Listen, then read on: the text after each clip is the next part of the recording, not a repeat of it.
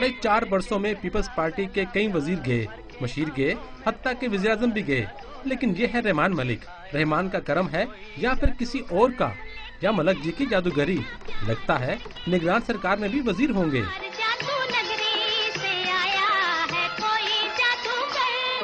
2008 میں گیلانی سرکار میں پہلے مشیر ہوئے، پھر سندھ سے سینیٹر بن کر وزیر ہوئے، کابینہ تحلیل ہوئی تو پھر مشیر بن گئے، نئی کابینہ میں بڑے بڑوں کی چھٹی ہوئی، لیکن ملک جی پھر وزیر بن گئے۔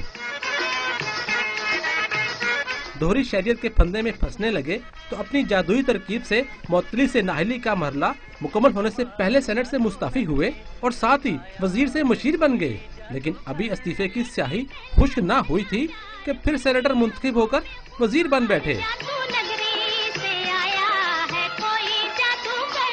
مشیر ہو یا وزیر، رحمان ملک موجودہ سیٹ اپ میں ہے ناگزیر، تبھی تو انہیں وزیر بنانے کے لیے 1 کروڑ کی لاگت سے سینٹ کا خصوصی اجلاس ہوا۔ رکن سینٹ کے بعد وزارت کا حلف بھی یوں اٹھایا گویا چٹن منگنی اور پٹ بیا۔ واہ رے رحمان ملک واہ۔